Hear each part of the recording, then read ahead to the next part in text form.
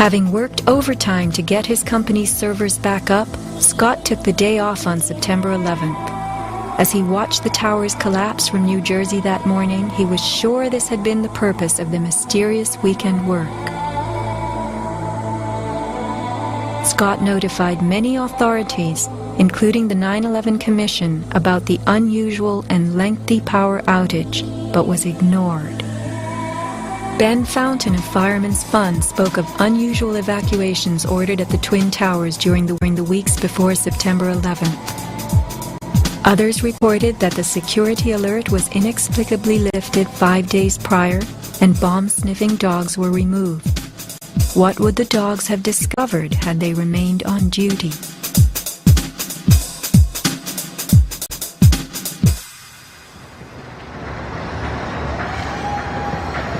Not long after the disaster, Lower Manhattan saw banners like this one. Although they were idolized as cathedral-like symbols of power and triumph that pierced the New York skyline, the Twin Towers were big money losers for the Port Authority of New York. They cost millions a year to equip with the basics: electricity, water, heat, air conditioning, sewage, and even oxygen, being airtight. As modern communications connected traders from all corners of the globe, tenancy in the Twin Towers continued to drop. The towers presented another problem.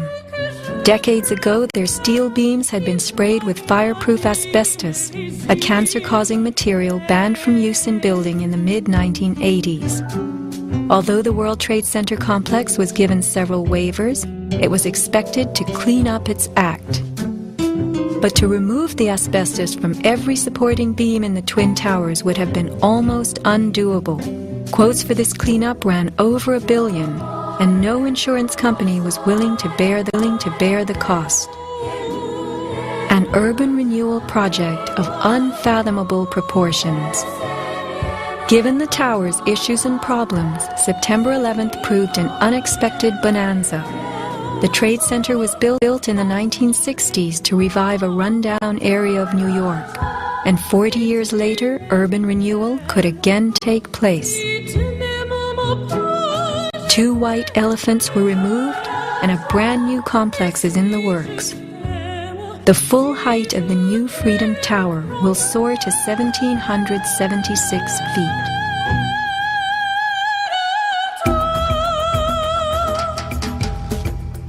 The suffocating dust that engulfed Manhattan was much more than dust. It was pulverized concrete, glass, metals containing lead, mercury, dioxins, benzene, and of course asbestos. None of that was healthy for any living thing. Today, thousands of rescue workers have developed lung cancer and serious permanent health conditions. And the rescue dogs can continue to die. What you had was a ground-level municipal incinerator that smoldered for months, burning up the most heavily computerized building in the world.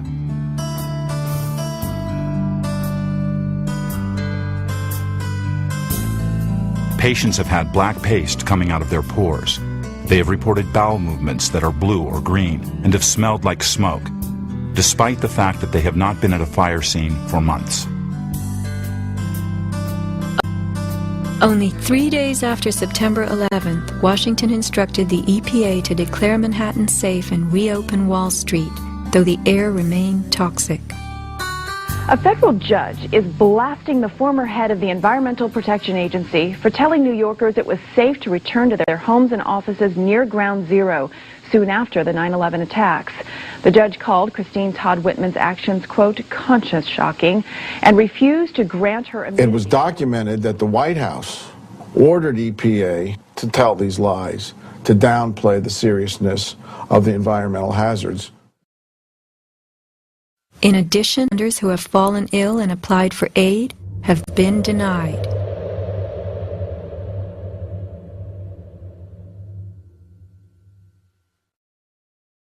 Asbestos plays a part in the myth of why the Twin Towers fell on September. The steel had been sprayed with a lightweight fireproof foam. which, while cheaper, was much less adhesive. The New York Times has reported that the foam fell off easily, and the Port Authority had been fixing and replacing missing sections before September 11th. But even if the fireproofing had been perfectly applied, the impact of the plane crashing into the North Tower was so powerful, it simply blew most of it off, allowing the fire to attack the steel beneath. Once the planes hit, whatever condition it was in before the fact, the difference because an impact would knock it off and the fire would have devastating effects on the steel. One good smack from a jet plane and the puffs of asbestos are all blown off the steel. Would a few hundred doors slamming do the same thing? Here, the History Channel tells us how, due to poor fireproofing, flames swept through the pockets between floors. As much of the fireproofing had been dislodged on impact, the flames were attacking unprotected steel. When steel is not protected, the strength reduces very fast. When you get to about 1100 degrees Fahrenheit, you lose about half the strength of the steel. The fire inside the towers may have reached temperatures of 2,500 degrees Fahrenheit. The New York Times has reported what happened to those steel floor trusses then. The steel did heat up and it became softer and softer, almost like licorice, and eventually all the steel had been weakened in this zone. 40 years ago, the steel used to build the World Trade Center was certified by Underwriters Laboratories, a global product compliance and public safety guardian. Let's hear a lone voice that spoke out from this enormous company. My name is Kevin Ryan, and I'm formerly a manager at Underwriters Laboratories. I was fired from my job 5 days after sending a letter to a government scientist at the NIST, questioning the report that the NIST had recently released in October of 2004. I wrote this letter because I had serious questions about what I saw in the report. Those questions went back to September of 2001 when UL's CEO came to our location in South Bend. He told our entire staff that the World Trade Center steel had been certified by UL, and he said that we should be proud of how long the buildings had stood. Over the next 2 years, I did some research and found some very disturbing facts, including that the steel had been disposed of in an unprecedented manner. Once I discovered those facts, I sent a written question to UL CEO asking him about these things and what he was doing to protect our reputation as a company. He replied in writing to me that UL did, in fact, test the steel. He talked about the quality of the sample and how well it had performed in the tests. And he said that our company had tested the steel and that it had done beautifully. After that, he asked me to be patient and wait for the NIST report because UL was working closely with them. I saw this report in October of 2004, and in November, I sent a letter to NIST asking for clarification. I felt it was an obligation on my part to ask the questions, since no one else seemed to care to. After the 1993 bombing, the fireproofing in both buildings was updated considerably. But when you look at the NIST report, you don't see any testing that showed that a 767 would widely dislodge the fireproofing under any impact, let alone so far from the point of impact. So now we've been left with a new theory that is not really a theory at all, but only a collection of vague statements. The NIST report represents what can really only be called anti-science. They started with their conclusions and worked their way back to some leading hypotheses. When the results of the physical tests showed that the temperatures were far too low to soften steel, and that the floors could not have collapsed, and that the fireproofing could not have been widely dislodged, the NIST ignored these results and built a black box computer model that no one can argue with and that would spit out the right answers. Today, anyone who's conscious enough to know what's happening in the world knows that most government policy is being driven by this false story. Crack down and punish the perpetrators of this attack. This is being seen on Capitol Hill as another Pearl Harbor, as another Pearl Harbor, as another Pearl Harbor. The steel in dragon-like lengths and contortions spoke for itself. Bent, deformed, without cracks. I found it hard to believe that it actually bent because of the size of it and how there's no cracks in the iron. It bent without almost a single crack in it. It takes thousands of degrees to bend steel like this. Typically you'd have buckling and tearing on the tension side, but there's no buckling at all. There's no buckling at all. Here is the meteorite, molten iron fused with concrete. And architects, engineers, people who work with steel, welders have just never seen the level of destruction and the level of deformation of this material in our lives. It is true that heat expands steel. In a fire, steel members may swell and bend slightly. But this, how could these huge tangles have been created? The steel below the towers had melted at many thousands of degrees. Since metal conducts heat, were these twisted remains formed by high temperatures wicking their way through a gridwork of steel?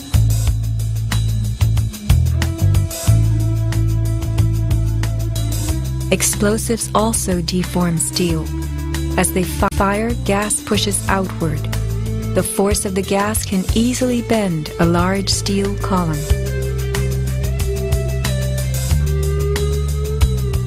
Two kinds of debris, huge shattered columns that could break a truck, combined with matter that was near pulverized. You have 210-story office buildings.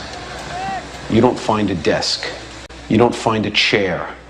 You don't find a telephone, a computer. The biggest piece of a telephone I found was half of the keypad, and it was about this big. In 1886, 4 gold miners lost their lives in an underground explosion. The bodies of these 4 men were brought to the surface in one barrel. The biggest piece recovered was part of a foot. September 11th left over 1,100 bodies unaccounted for. At Ground Zero, this was found inside a length of steel. And before they sealed this up with the sheetrock and all the building materials on the interior face, the workers would sometimes put beer cans and the newspaper that we found, the New York Times, we found in a similar spot to this.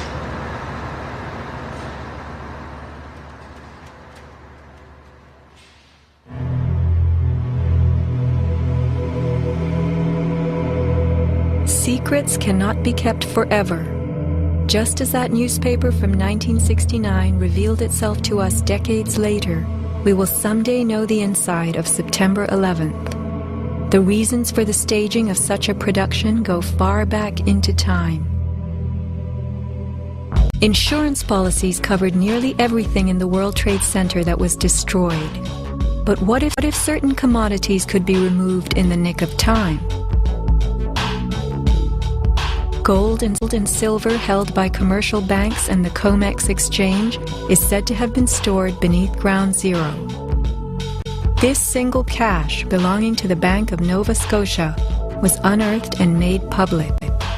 Was there more, and was it removed, remains a question. As last survivor William Rodriguez climbed the stairwell to rescue people, he remembers a very strange thing. As I stood there on the 33rd floor, I heard very strange noises on the 34th floor. Now, the 34th floor was an empty floor, a floor that did not have any kind of walls, or it was a construction floor. It was totally hollowed out. There was nothing there, and I heard very heavy equipment being moved around, and it sounded like dumpsters with metal wheels being moved around, and I got scared because I knew it was an empty floor. Nobody was supposed to be there. As a matter of fact, not even the elevators stopped there. You have to have a special access key to open the door on the 34th floor. So to find that there were strange noises there, and I continue actually bypassing that floor because I didn't dare to open the door on the 34th floor. Something told William Rodriguez not to mess with the 34th floor. I got scared. Yet William Rodriguez was not a man who was scared that day. He remained in a burning building against firemen's orders, endangering his own life as he saved the lives of others. What could have been happening on the 34th floor? For weeks, Scott Forbes had heard similar noises on the 98th floor above him. It must have been at least 4 to 6 weeks before 9/11. It was like rebuilding work going on upstairs. The tenants, the people from Aon who had been there were moved somewhere else. The offices were just vacant. And there was a lot of heavy machinery building work going on. It was almost like pneumatic drills and lots of hammering, so much so the floors were shaking. That's how noticeable it was. It was almost as if something heavy was being moved and then it was being taken off wheels, and it was like boom. Our floor underneath literally shook. You could feel the weight above you. That was how large it was. On one occasion, I opened a door to see what was going on, being nosy. When I opened the door, the whole office space was empty. There was nothing there at all. It was quite bizarre because it was just empty. Completely empty, barren, nothing, zero. Not even cable tangling from the ceiling, but there'd been these heavy noises and vibrations up above. It was really strange. And the noticeable dust in the building the week before.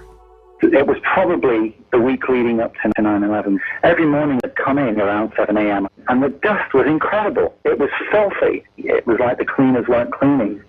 Right where the windows were, there was a sill which enclosed radiators. I was sick to death of the dust which was appearing on the windowsills.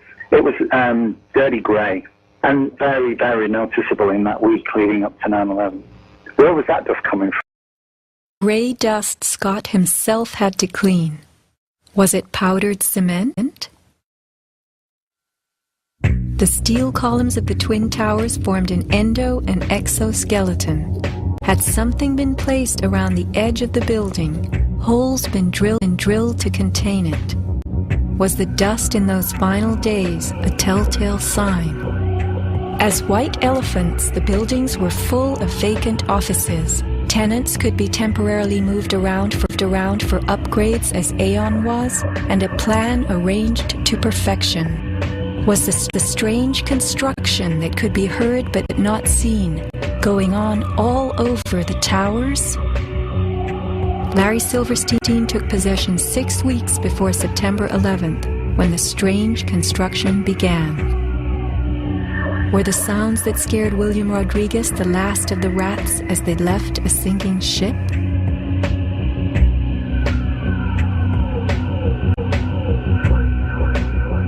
By taking a day off, Scott Forbes saved his life.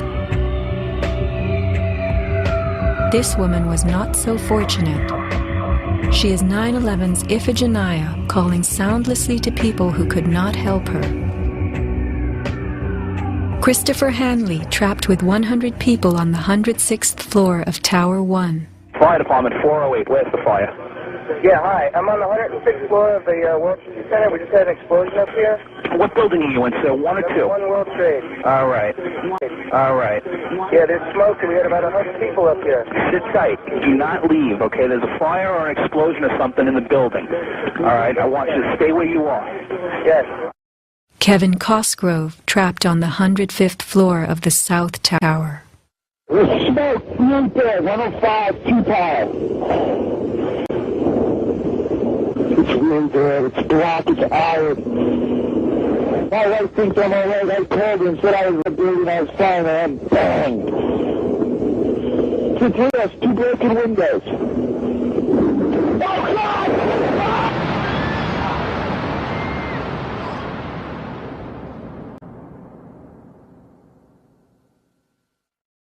Let's not forget these people whose fate on this day was decided for them. As we know, secrets cannot be kept forever.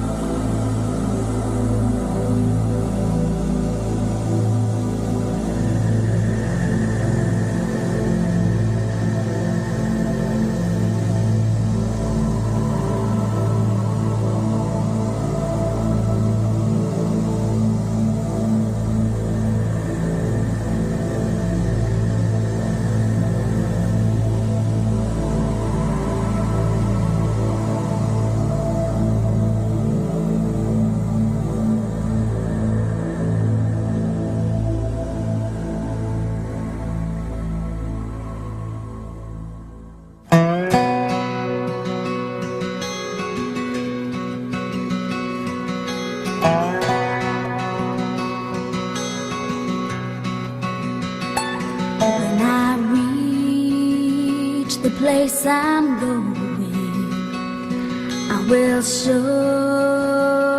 know my way, and I will turn and look inside me, and bid farewell to one more day.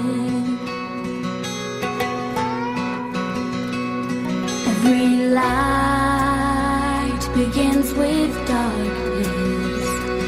Every flower's one to see, and with the sun and wind to taste us, we are bound to be released.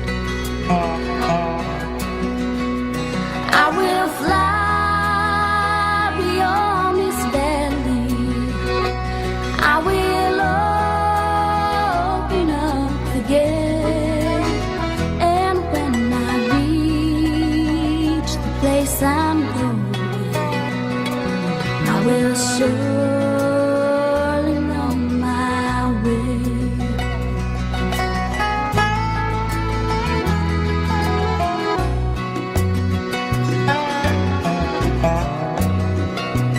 We have hands to hold our sorrow. We have tears to heal the pain. And though your eyes ask many questions, on your lips I hear my name. I was born without a whisper. I was born beneath the rain. But when I reach the place I'm going, I will surely know my way. I will surely know my way.